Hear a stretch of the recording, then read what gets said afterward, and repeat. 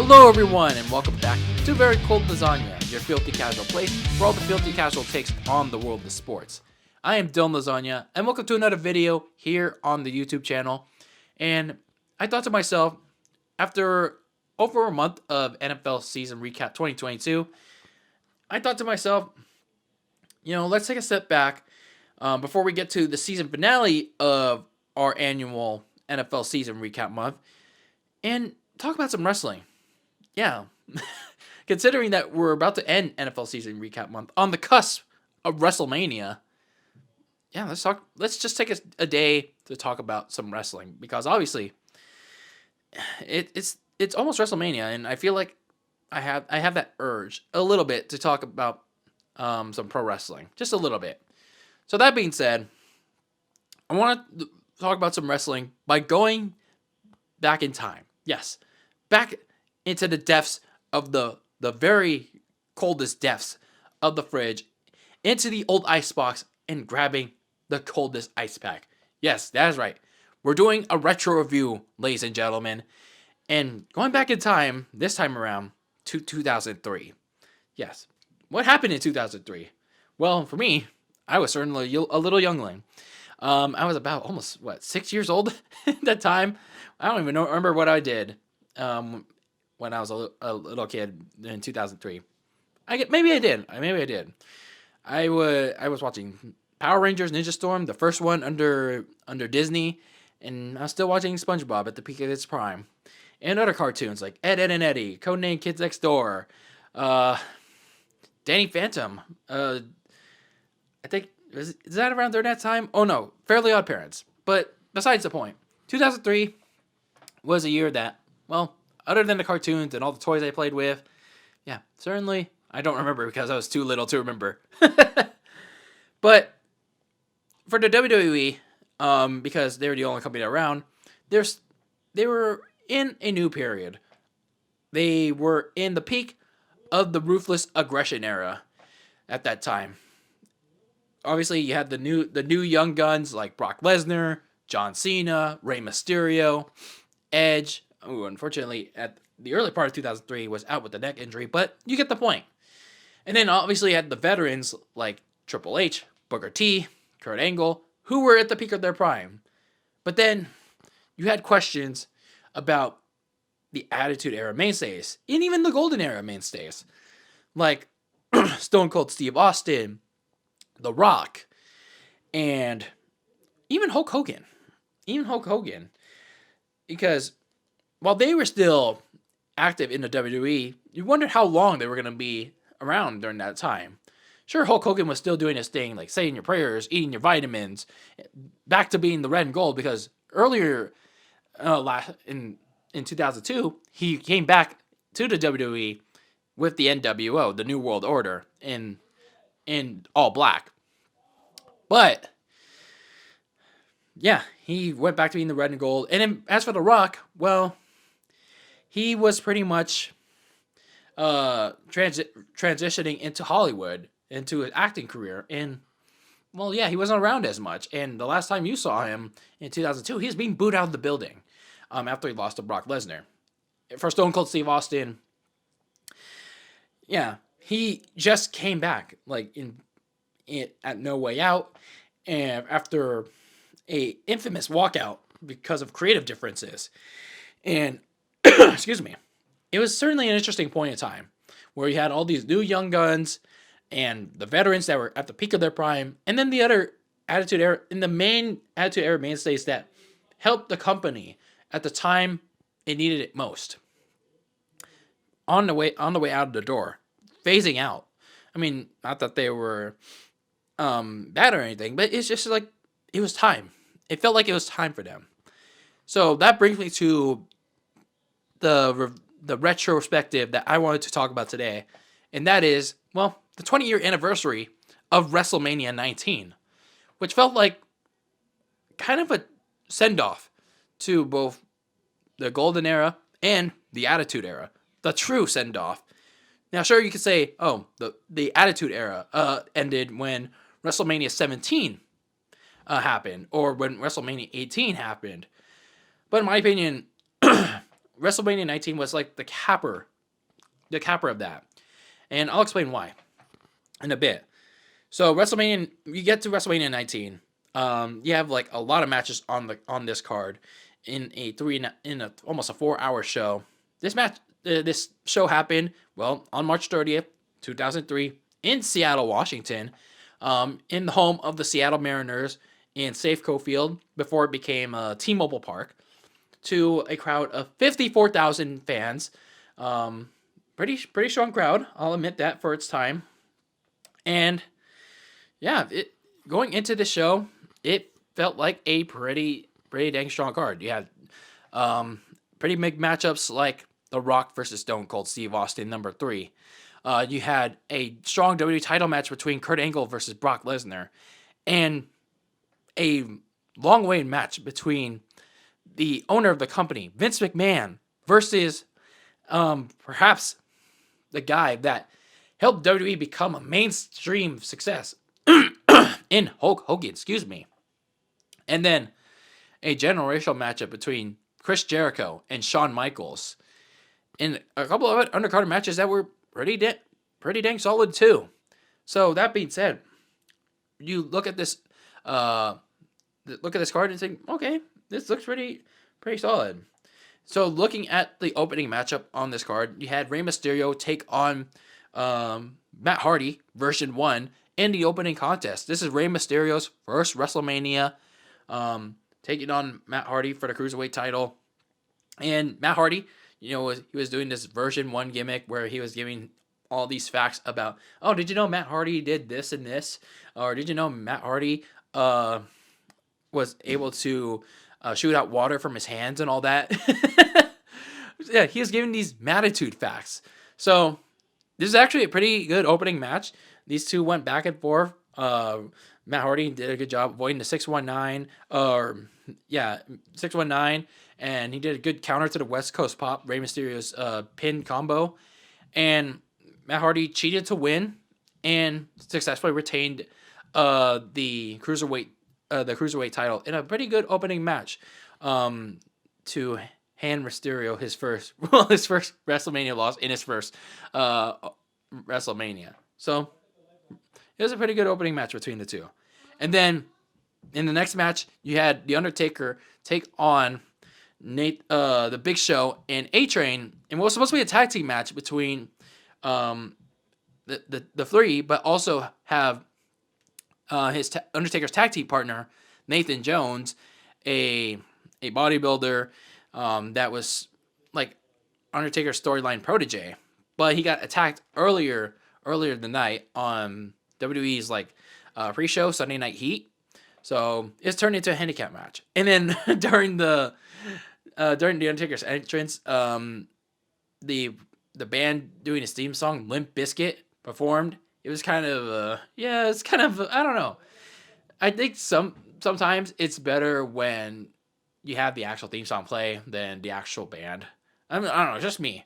It's just me, because the second time Limp Bizkit played in the night during one of the matches as a cool off, it was like, yeah, I think the less is more. Less is more. So anyway, I mean, it was an okay match. Like, we kind of knew what was gonna happen, at least for me. Undertaker was getting his butt whooped by two big men. That was overpowering him. And then out came Nathan Jones at the last moment, spin kicking the Big Show. And then Undertaker hit a tombstone pile driver on A-Train. And then that allowed Undertaker to keep his undefeated streak at the time alive and expand it to 9-0, adding the Big Show and A-Train to it. So in the third match, we had a women's championship match between the champion Victoria, Jazz, and Trish Stratus. Now, at the time, we all know how the women's division was. And yeah, people today scrutinize it for being, all those words I can't really say because, it would get me, you know what? But anyway, it was an okay match. It served its purpose. There were a couple of botches here and there. But, I could say it was better. It was most definitely better than a lot of the women's matches today. But Trish Stratus got the victory over Victoria and Jazz. So hey, you can't really complain. The crowd was definitely into it, and so was Jerry Lawler. You gotta love Jerry Lawler when he's commentating these women matches, man. I will say that. Then we had a triple threat tag team match for the WWE Tag Team Championship match. We had the team of Rhino and Chris Benoit, two men that was unable to compete in last year's WrestleMania in 2002 because of injury. Taking on Los Guerreros, Chavo and Eddie Guerrero. You know, RAP to Eddie Guerrero. And we had the champions of Team Angle of Shelton Benjamin and Charlie Haas, who, by the way, still got the "you suck" treatment from the crowd. So it was a pretty competitive match. Fast-paced match. Obviously, like that was like not really much of a backstory behind it, but hey, it was pretty chaotic. And like the good thing I loved about these like classic tag team matches is that they don't heavily rely on being spot orgies. Like all these flips and kicks and all that bullshit that you see in modern wrestling today. Like, and just waiting around for someone to let's get into a big dog pile and so I can jump onto you. All that crap. So yeah, it was a pretty good tag team match as Team Angle retained the tag team titles by stealing a pin from Rhino and Chris Benoit. As I think it was Shelton Benjamin stealing a gore from Rhino and pinning Chavo Guerrero. So Team Angle retained.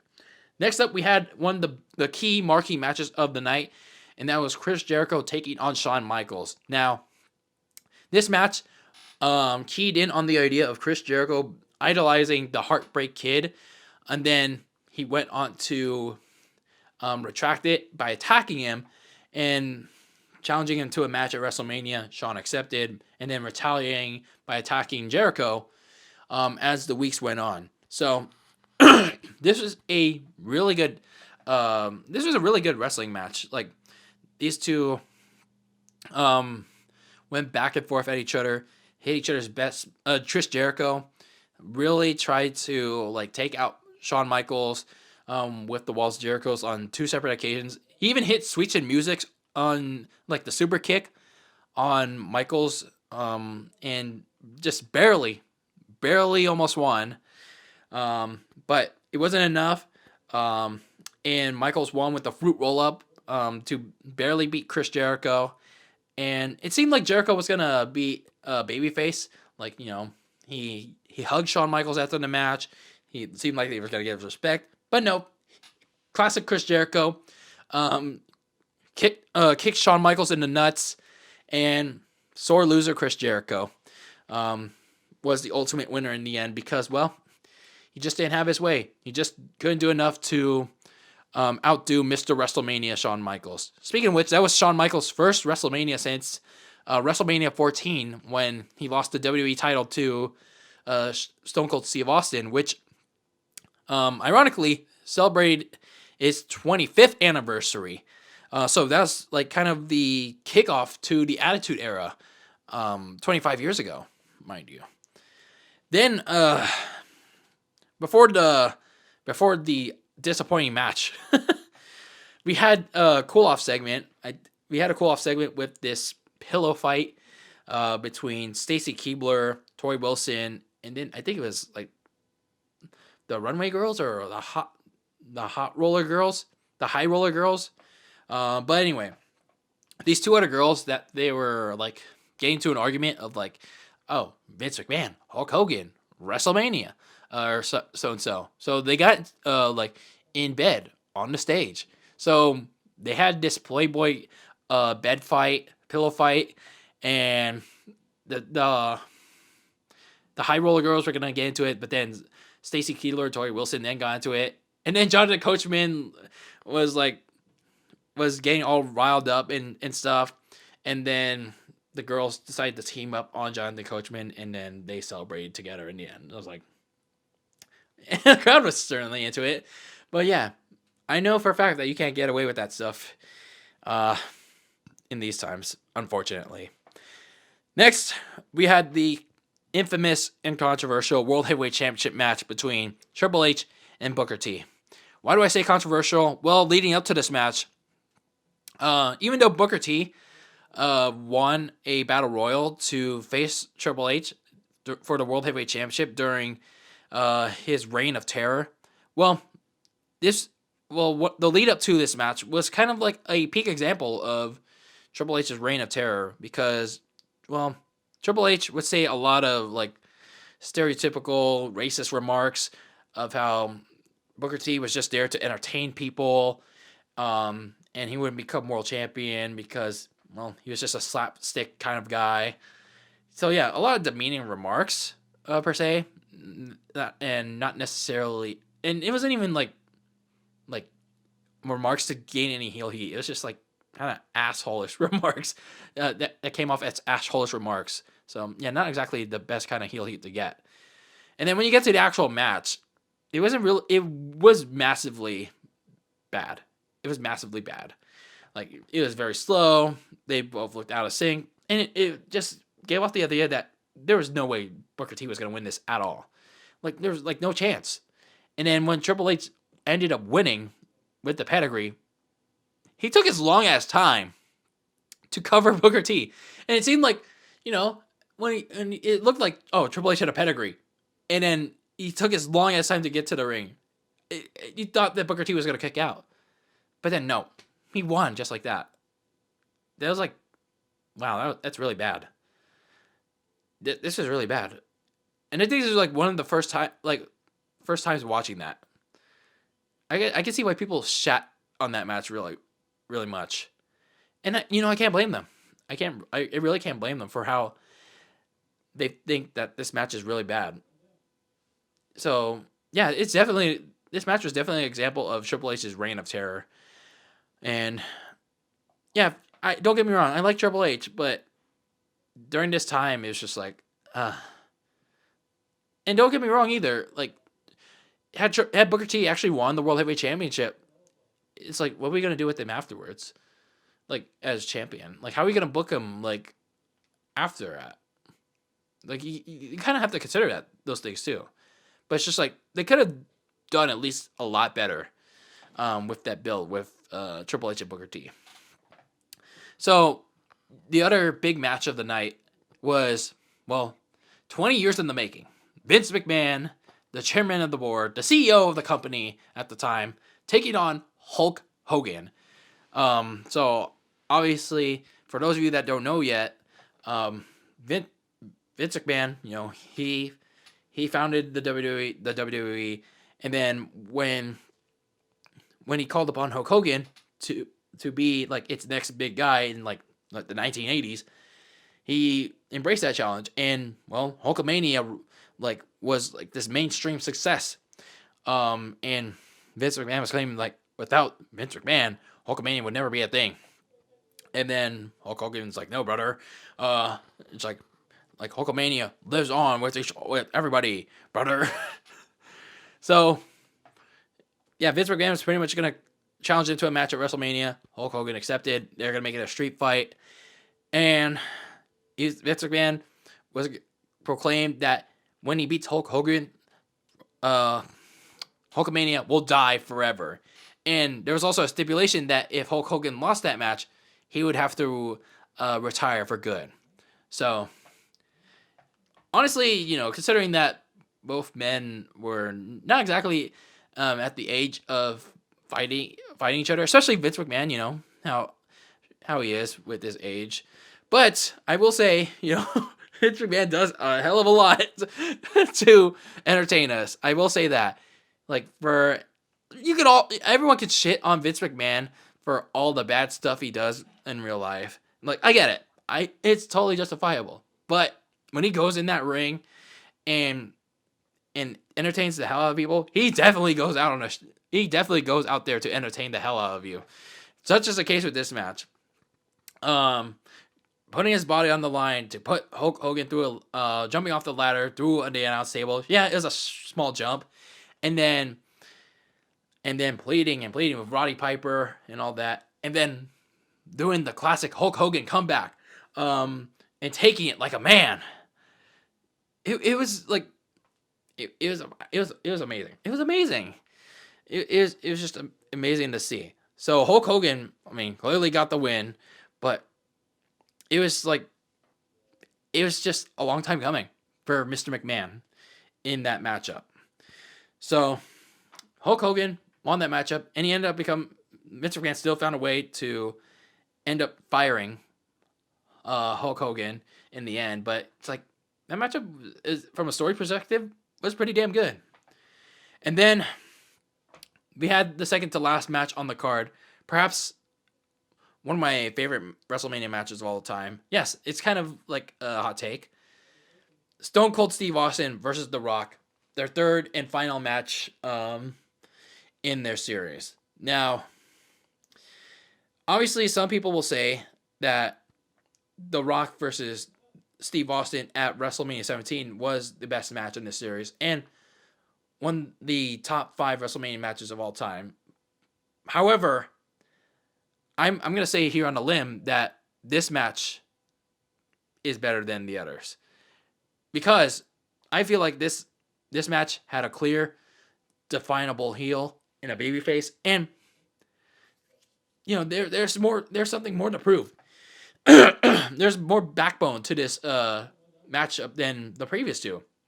Like The Rock, returning from his Hollywood escapades to not only try and entertain the fans, but to try and do something that he hasn't done yet in the WWE, and that was beat Stone Cold Steve Austin. Like, keep in mind, WrestleMania 15, WrestleMania 17, he couldn't beat Steve Austin. He lost the WWE Championship twice to Austin, and now that he found out that Austin was the Raw Superstar of the decade, he wants to go out there and beat the one man that he has not beat yet on the grandest stage, and that was Steve Austin. Meanwhile, Steve Austin just came back for nobody knew yet, like for another run, what ended up being his last run, and he wanted to prove that he could still kick ass.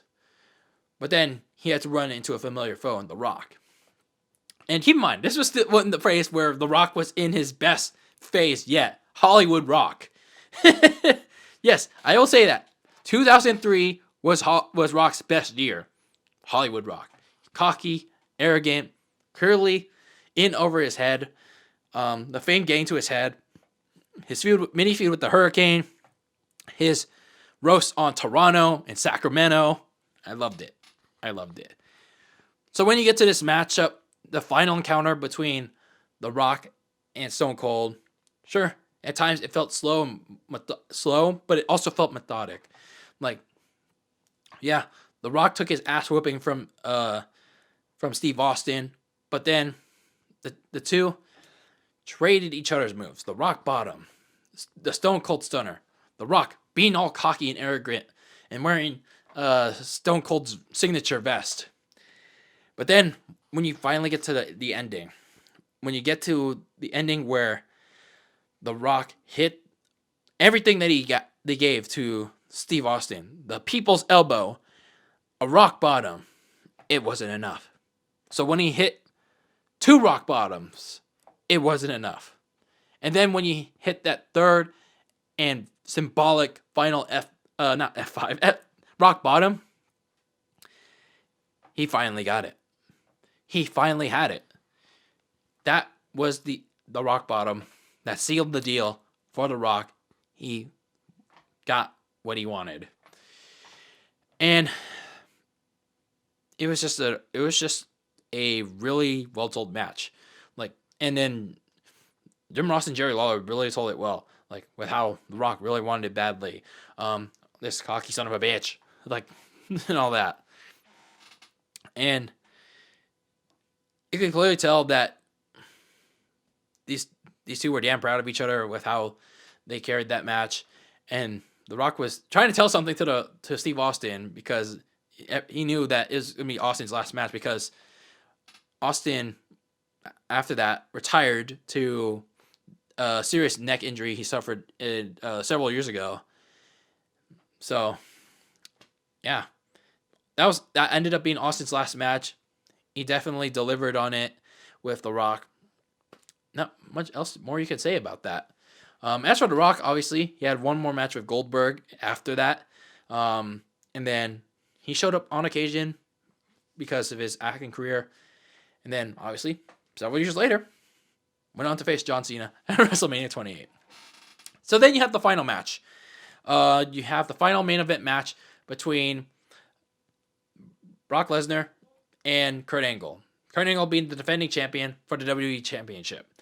Brock Lesnar was the 2003 Royal Rumble winner, but Kurt Angle was kind of being a little scared bitch, per se.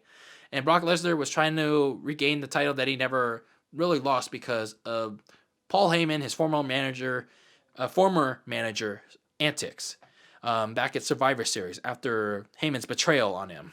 So Brock Lesnar had to jump through all these hoops against Team Angle just to get to Kurt Angle. And Stephanie McMahon, the general manager, made the stipulation of if Kurt Angle lost, Kurt Angle was counted out, disqualified, or Team Angle interfered, he would lose the title.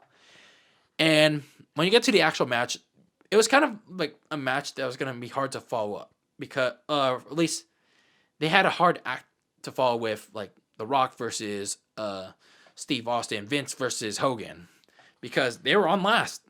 Like, they had a lot of expectations to deliver, and certainly they did pretty well. Like, certainly I'd say they did pretty good, per se. I mean, certainly there are some things that were okay, but you could clearly tell that they did pretty much what they could. The most memorable moment, though, that a lot of people had their eyes on was that botched shooting star press from Brock Lesnar. Because, yeah, I feel like he just went after he hit that second F5 on Kurt Angle towards the end of the match. He didn't go for the cover. He's like, shoot, like I need to hit this move on Angle, and now I gotta hit the shooting star press and try to make sure I hit the flip, and then hit Angle too. But then he missed it by just a tad bunch and ended up hitting his head on Angle's chest. And then he suffered that concussion. I was like, shit. That really hurt. And then on top of that, Angle was injured going to WrestleMania. So that hurt even more. So they had to, it looked like they had to improvise the finish. And so Brock Lesnar hit the F5, reversed an Angle slam, hit a third F5, and won the WWE Championship. But it was clear, he looked clearly phased after that. After that fact, because he could barely lift the championship, he could barely walk around, and it's not to say that Brock Lesnar had a WrestleMania moment. It's just like it really sucked. He had to have a concussion because of that, like during that. So, I mean, it was really unfortunate that had to happen to Brock Lesnar 20 years ago, but, I mean, hey, it was nice. It was really glad of Kurt Angle to put him over, like, in a big WrestleMania matchup in the main event 20 years ago. So that is my filthy casual retrospective of WrestleMania 19. I'd like to know your thoughts on this event.